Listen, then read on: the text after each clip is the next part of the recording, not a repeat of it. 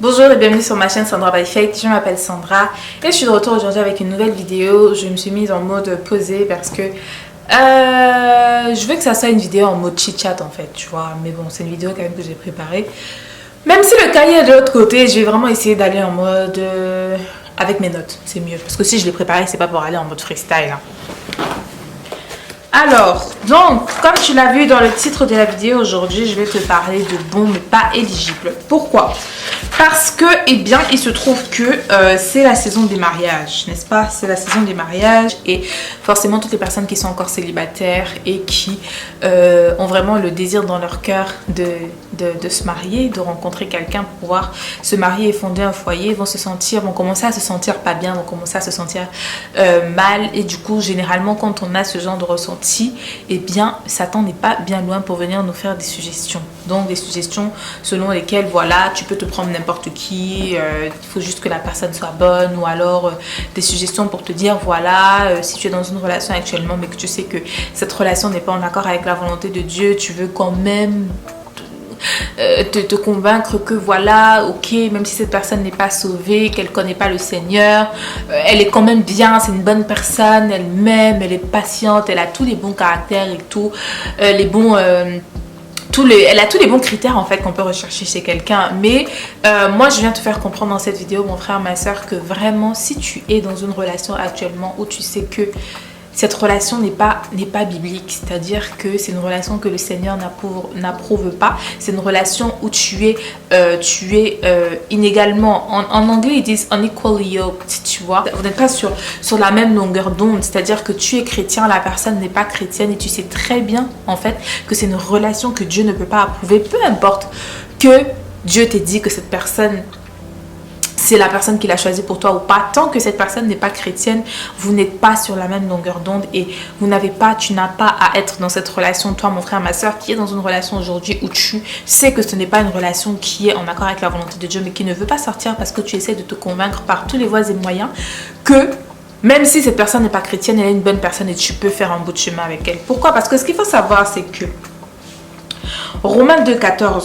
nous dit, Romains 2,14 à 15 nous dit que toutes les personnes qui accomplissent la loi de Dieu mais qui ne font pas partie du peuple de Dieu, donc toutes les personnes qui apparemment manifestent les fruits de l'esprit, c'est-à-dire l'amour, la patience, la tempérance, l'estime, la maîtrise de soi, etc., mais qui ne sont pas chrétiennes, ne sont en fait qu'une preuve que Dieu, en créant chacun d'entre nous, inscrit sa loi dans nos cœurs.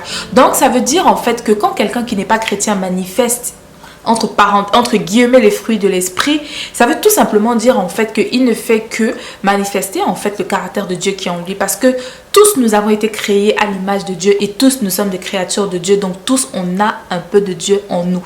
Maintenant, c'est quand on devient enfant de Dieu, quand on accepte de croire au sacrifice que Jésus a fait à la croix, qu'on devient officiellement enfant de Dieu et que cette part de Dieu qu'il y a en nous vient être réveillée par le Saint-Esprit qui vient habiter en nous et qui, lui, nous donne effectivement de manifester les fruits de l'Esprit tout simplement parce qu'ils viennent de lui. Tu vois ce que je veux dire? Parce que c'est lui qui est venu les activer, en nous. Donc, ce que je veux te dire, ce que je veux te faire comprendre, mon frère, ma soeur, c'est que même si cette personne, effectivement, est bonne, est gentille, elle t'aime, etc., si cette personne n'est pas sauvée, ça ne peut pas être le choix de Dieu pour toi. Même si, et comme je l'ai dit plus tôt, parce que moi, je crois qu'il y a des personnes, il y a des gens, vous êtes dans des relations, vous savez que cette personne, c'est la personne que Dieu veut pour vous, mais Dieu vous a dit, oui, mais en attendant, il faut d'abord qu'il y ait une séparation. Mais vous avez peur de la séparation. Tu as peur de la séparation, c'est ça. Tu as peur de la séparation, frère, parce que tu te dis, je ne sais pas combien de temps ça va prendre, je ne sais pas si je vais tenir, je ne sais pas si je vais être patient, etc., Donc, du coup, tu choisis de vivre dans la désobéissance parce que tu ne comprends pas les plans de Dieu, tu ne veux pas obéir à Dieu quand il te dit sépare-toi, et puis au moment venu, vous vous retrouverez. Tu vois ce que je veux dire? Donc, c'est vraiment pour te faire comprendre que quelqu'un peut être aussi bon, aussi gentil, aussi doux, être aussi mieux, bien mieux même que certains chrétiens, etc. Mais si cette personne n'est pas sauvée, ça ne peut pas être... Dieu ne peut pas valider en fait la relation. Dieu ne peut pas accepter cette relation. Donc, moi, je veux vraiment t'encourager. Je veux vraiment t'encourager. Je veux vraiment t'encourager en fait à faire confiance à Dieu. À faire confiance à Dieu. Et pour toi, si tu n'es pas encore dans une relation et que justement, cette période de mariage qui est en train de se dérouler, qui est en train de commencer petit à petit, commence à te faire mettre des ressentis dans le cœur et tu te dis, oh finalement, je vais aller me chercher quelqu'un dans le monde, etc. Et sache qu'à un moment donné ou à un autre, vraiment, à un moment donné ou à un autre, quand tu es dans une relation avec quelqu'un, vous n'êtes pas sur la même longueur d'onde spirituellement, à un moment donné, ça va clasher. À un moment donné, ça va clasher. Soit ça va clasher, soit c'est toi qui vas te refroidir. Parce que il n'y a pas de choses comme la paix dans le foyer quand tu as deux personnes qui sont automatiquement et complètement opposées. Parce que ce qu'il faut savoir, c'est que quand on est enfant de Dieu, on est enfant de Dieu, on est complètement renouvelé. 2 Corinthiens 5, 17 nous dit toute personne venue à Christ est une nouvelle créature. Les choses anciennes sont passées, voici toutes choses qui sont devenues nouvelles. Donc aujourd'hui, en fait, quand on est en Christ, on est enfant de Dieu. Et il n'y a pas de choses comme un enfant de Dieu qui arrive à s'entendre avec quelqu'un qui n'est pas enfant de Dieu. Tout simplement parce que nous, on a été renouvelés et que aujourd'hui, en fait, les choses ne peuvent plus se passer contrairement. Donc, ce qui veut dire que si tu es dans une relation où la personne n'est pas chrétienne, ou si tu envisages de te lancer dans une relation où avec une personne qui n'est pas chrétienne, ça veut dire que quelque part, toi-même, tu es en train de te refroidir. Tu es en train de te refroidir et c'est pour ça que tu penses à te compromettre. Et si tu es à cette étape-là, franchement, moi, je te conseille vraiment, vraiment, vraiment de revenir au Seigneur, de redonner ton cœur à Dieu, de te réasseoir à ses pieds et de lui faire confiance qu'au moment où il a prévu que les choses doivent se faire, elles se feront. Et vaut mieux pour toi et pour chacun d'entre nous que les choses se fassent dans nos vies comme Dieu veut qu'elles se fassent et non que ce soit nous-mêmes qui allons essayer de les faire ces choses parce qu'on finira toujours par se brûler les ailes. Parce que comme je te disais, ok, tu peux être dans une relation avec quelqu'un maintenant où tu te dis, ok, la personne elle est bonne, elle est gentille, elle est bien, je l'aime et tout, etc. Mais toi derrière, tu te dis chrétien et apparemment ça fonctionne bien. Si apparemment ça fonctionne bien, ça veut dire que toi tu t'es dilué. Ou alors ça veut dire que tu n'es même pas né de nouveau et que tu ne vis pas vraiment selon le Seigneur. Parce que c'est impossible. Moi personnellement, je prends mon cas. Je sais que moi, je ne pourrai jamais, comme je le dis, je préfère rester toute seule de toute ma vie plutôt que d'aller dans une relation avec quelqu'un qui ne connaît pas le Seigneur. Peu importe la raison. Peu importe la raison, au point où j'en suis aujourd'hui.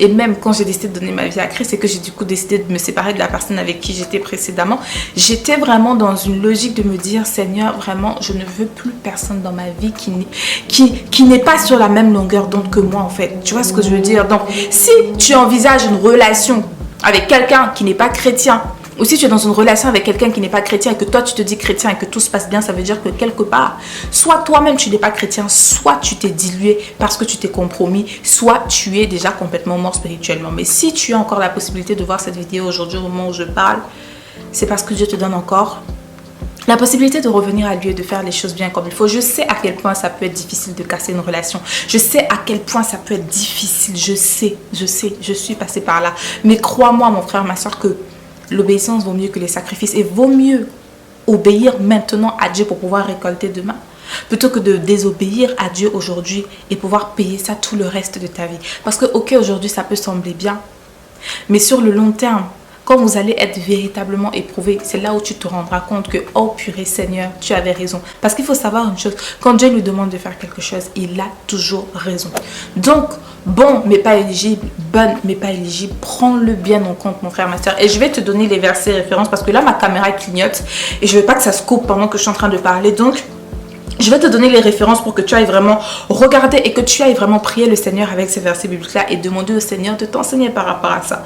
Donc, tu as Romains 2, 14 à 15 dont je t'ai parlé. Tu as Romains 3, versets 9 à 20. 2 Corinthiens 6, 14 à 18. Romains 7, 14. Romains 8, 9 et 1 Corinthiens 7, 14. Et Romains parle vraiment beaucoup du renouvellement en Christ et de l'identité en Christ. Et c'est vraiment important. Ce livre, il est vraiment capital là-dessus. Ok?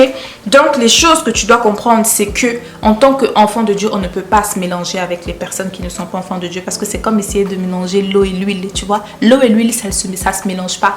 Tu peux mettre l'eau et l'huile ensemble. Tu secoues. Ça a l'air de se mélanger. Mais à partir d'un moment donné, tu vois comment les deux se séparent. L'huile est en haut, l'eau est en bas, tout simplement parce que ce sont des corps qui sont incompatibles et c'est ce qui se passe en fait et c'est ce que c'est quand on essaie de rentrer dans des relations amoureuses et intimes avec des personnes qui ne sont pas chrétiennes. Ensuite, le deuxième point que tu dois retenir, c'est qu'il y a complètement incompatibilité. Comme je te disais, quand tu aimes vraiment le Seigneur de tout ton cœur, tu sais que tu es complètement et totalement incompatible avec quelqu'un qui n'aime pas le Seigneur de tout son cœur et qui ne reconnaît pas Jésus comme étant son Seigneur et son Sauveur.